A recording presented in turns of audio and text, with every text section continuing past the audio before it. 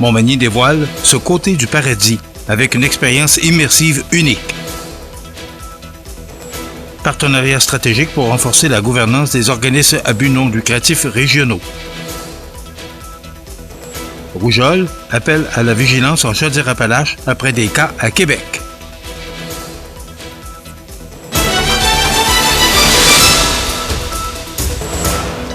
Lundi 20 avril 2026.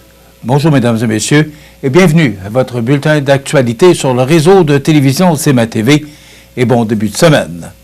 D'abord, avec les précipitations de pluie reçues au cours des dernières heures et la fonte de la neige, la ville de Montmagny tient sous surveillance la rivière du Sud et le bras Saint-Nicolas pour prévenir les risques d'inondation. Le début des rivières est en hausse et devrait continuer d'augmenter au cours des prochaines heures pour atteindre un niveau maximal. C'est ce qu'on nous disait que ça pouvait être le cas pour la nuit dernière, selon les prévisions météorologiques. Les services municipaux demeureront vigilants par rapport à l'évolution de la situation au cours des prochaines heures, mais tout semble indiquer ce matin là que le danger ou les dangers pourraient être écartés, mais quand même, la ville tient les deux rivières du Sud et Saint-Nicolas sous surveillance. La ville de Montmagny franchit une nouvelle étape dans son positionnement touristique en invitant la population à découvrir sa toute nouvelle image de marque le 1er mai prochain. Pour l'occasion, la ville propose un événement immersif et rassembleur, ouvert à tous, afin de mettre en lumière l'essence même de la communauté magny-montoise. Présentée sous forme de 4 à 6 à la bibliothèque municipale, l'activité promet une expérience sensorielle originale où les visiteurs seront invités à explorer différents univers inspirés des 5 sens. Voir, entendre, goûter, sentir et toucher deviendront autant de façons de s'imprégner de l'identité locale et de découvrir ce qui fait la richesse du territoire. Sans dévoiler tous les détails de cette nouvelle signature, la Ville souhaite offrir une approche intuitive et humaine axée sur le ressenti et l'authenticité. Selon la mairesse Gabrielle Brisebois, cette démarche vise avant tout à faire vivre une expérience et à permettre aux citoyens de s'approprier cette nouvelle image en prenant le temps de redécouvrir leur milieu sous un angle différent. Au-delà du lancement officiel, l'événement se veut également un moment de rassemblement pour la communauté, les partenaires et les acteurs du milieu. Une invitation à célébrer ensemble un projet porteur qui reflète l'identité collective de Montmagny. Les citoyens sont donc attendus le vendredi 1er mai entre 16h et 18h au 138 rue Saint-Jean-Baptiste-Est pour vivre cette expérience et découvrir à leur rythme ce côté du paradis. Des prix surprises seront aussi tirés parmi les participants.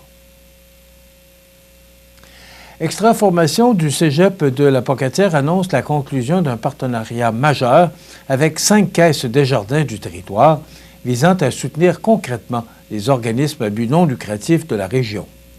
D'une durée de 3 ans, cette entente permettra la mise en œuvre du programme Gouvernance et leadership pour les organismes à but non lucratif de la région, une formation combinant 8 heures d'enseignement et 8 heures d'accompagnement personnalisé. Le projet s'adresse au conseil d'administration, aux directions générales ainsi qu'aux équipes de coordination des organismes à but non lucratif du territoire, souvent confrontés à des ressources limitées. Les caisses Desjardins partenaires investiront un montant total de 63 000 $ sur 3 ans, offrant une aide directe de 1 500 $ par organisme admissible. Une contribution qui vise à réduire les obstacles financiers liés aux frais d'inscription. Un défi bien réel pour plusieurs organisations. Et cette initiative s'inscrit dans la volonté de Desjardins de soutenir le développement socio-économique des communautés locales et de renforcer la capacité d'action des organismes qui contribuent activement à la qualité de vie de leur milieu. Développée avec des experts en gouvernance, la formation propose des outils concrets pour clarifier les rôles, améliorer les pratiques de gestion, mieux comprendre les bases financières et instaurer des mécanismes efficaces de reddition de comptes. L'accompagnement personnalisé permettra ensuite aux participants d'appliquer ces apprentissages dans leur réalité, favorisant des changements durables et structurants. Déployés dans les MRC de Montmagny, Lillet, Kamouraska et le Témiscouata, Le programme devrait bénéficier à environ 210 personnes, tout en contribuant à la stabilité des équipes et à la mobilisation des administrateurs. Nous sommes fiers de soutenir les organismes qui participeront à cette initiative essentielle pour assurer leur pérennité et leur impact dans nos communautés, ont souligné les représentants des caisses Desjardins. De son côté, la directrice du service de la formation continue du Cégep de la Pocatière, Cassia Eke, se réjouit de cette collaboration, rappelant que ce programme offrira un parcours accessible et adapté aux besoins du terrain. Reconnu par le ministère de l'Enseignement supérieur, Extra Formation poursuit ainsi sa mission d'accompagner les adultes et les organisations dans leur développement professionnel et organisationnel. À terme, les retombées attendues dépassent la simple formation puisqu'elles devraient favoriser une meilleure gouvernance, une prise de décision plus éclairée et plus grande efficacité des organismes dans la réalisation de leur mission.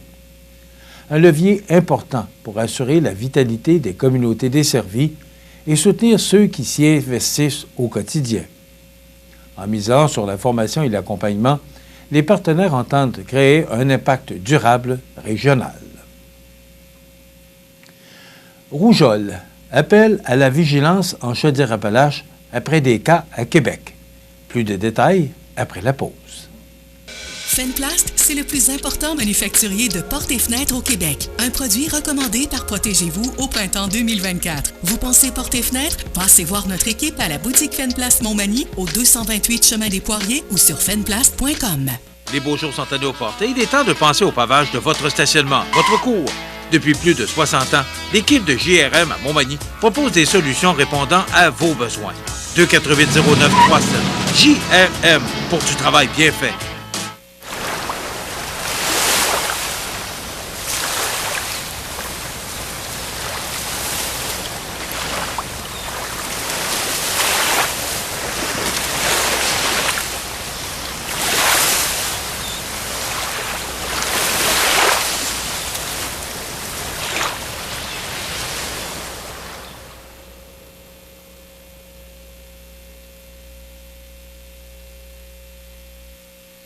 Vous regardez C'est ma TV, le réseau de l'information sur la Côte-du-Sud. La Direction de santé publique du Centre intégré de santé de services sociaux Chaudière-Appalaches, le CI3S, lance un appel à la vigilance à la suite de 2 cas récents de rougeole confirmés dans la région de Québec. Et selon les autorités, ces personnes auraient fréquenté plusieurs lieux publics, ce qui augmente les risques de propagation vers la population de Chaudière-Appalaches. La rougeole est reconnue pour être extrêmement contagieuse, pouvant demeurer dans l'air pendant une longue période. La Direction de santé publique rappelle que la vaccination demeure le moyen le plus efficace pour se protéger et protéger les autres.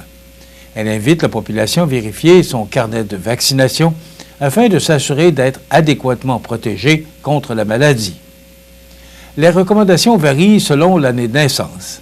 Les personnes nées avant 1970 sont généralement considérées comme protégées, ayant été exposées à la maladie durant leur enfance.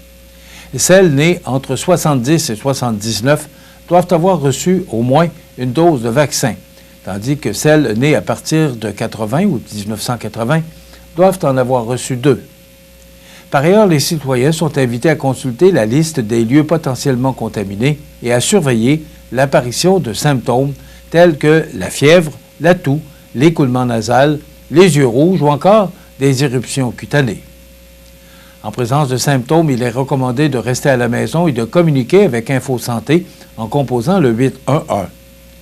Les personnes non adéquatement vaccinées ayant été en contact avec la maladie doivent également s'isoler du 5e au 14e jour suivant l'exposition, même en l'absence de signes. Un numéro sans frais est mis à la disposition de la population pour prendre rendez-vous pour la vaccination, en plus de la plateforme Clic Santé. Les autorités de santé publique rappellent que la collaboration de tous est essentielle pour limiter la propagation du virus. Pour obtenir davantage d'informations sur la rougeole, ses symptômes, ses complications et les mesures de protection, la population est invitée à consulter les ressources en ligne du réseau de la santé. Les autorités surveillent de près la situation et pourraient ajuster leurs interventions si de nouveaux cas étaient confirmés dans la région. Elles insistent sur l'importance d'agir rapidement afin d'éviter une éclosion plus large et de protéger les personnes les plus vulnérables, notamment ici. À l'occasion de la Semaine de l'Action bénévole, le Regroupement québécois du parrainage civique a dévoilé les lauréats 2026 du prix Gérard Hamon, mettant en lumière des histoires humaines marquantes à travers la province.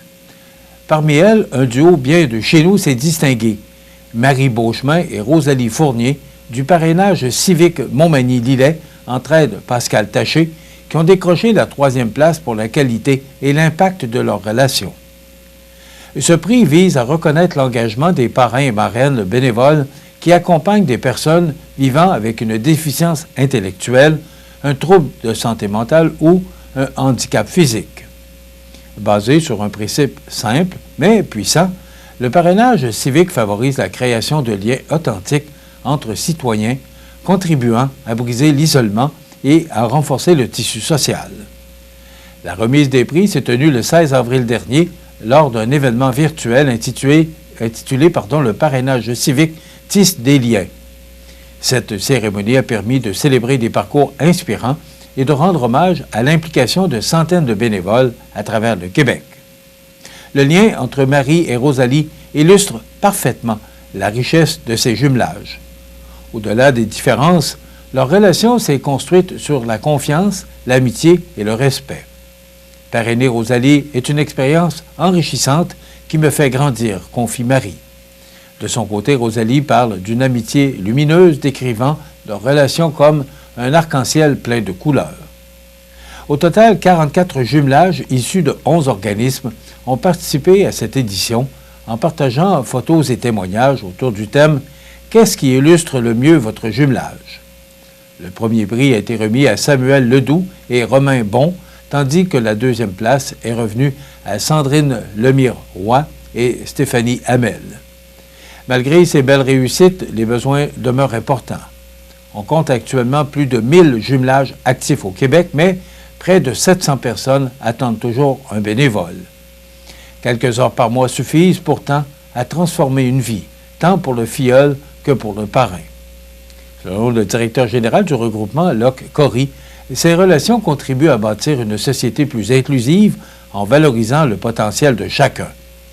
Le parrainage civique demeure ainsi une invitation à tendre la main et à créer des liens qui changent des vies. Il n'y a pas que les oies blanches qui annoncent le retour du printemps. À l'île aux Grues, l'arrivée du navire NM Grue des Îles à son port d'attache en est un autre signe tout aussi attendu. Ce retour marque une étape importante vers la reprise annuelle du service de navette maritime entre l'île et Montmagny. La Société des traversiers du Québec en a fait l'annonce le jeudi 16 avril par voie de communiqué. Elle précise toutefois que, malgré son arrivée à quai, le traversier ne pourra reprendre ses voyages que lorsque les conditions de glace le permettront. Les prévisions des prochains jours, notamment en ce qui concerne les marées et les températures, laissent entrevoir un retour à la normale à court terme.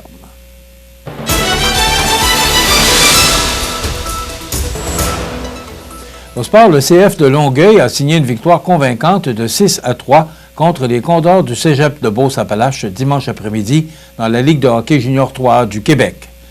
La formation dirigée par Jonathan Castonguay mène désormais la série 2-0 après une victoire éclatante de 6-1 au premier match de la série disputé vendredi soir dernier. Solide du début à la fin, le CF a inscrit 2 buts par période et dominé en avantage numérique avec 5 réussites en 11 occasions. Mathis Blanchette s'est illustré avec 2 filets, tandis que Jayden Rousseau a brisé l'égalité en fin de 2e période grâce à une passe de Gabriel Provencher. En 3e, Samuel Beaulieu et Hubert Melançon ont assuré la victoire.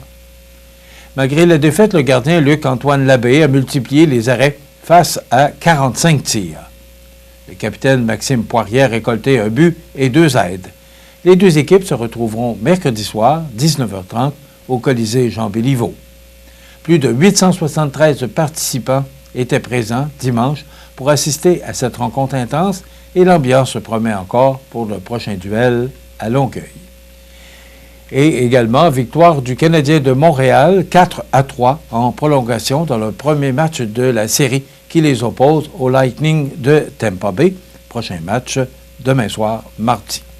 Voilà ce qui complète votre bulletin d'actualité de ce lundi 20 avril. Dans un moment, les prévisions de la météo. Et le menu de cette émission du lundi 20 avril, dans quelques instants, on reçoit Martin Picard, qui est directeur général du Centre d'aide du Centre d'action bénévole Montmagny-Lillet. Voilà. Il viendra nous parler de la semaine du bénévolat qui a débuté hier, 19 avril, et qui se termine le 25 avril prochain. Audrey Saint-Pierre nous fera part de ses trouvailles chez ND Coiffure et Aide Spa.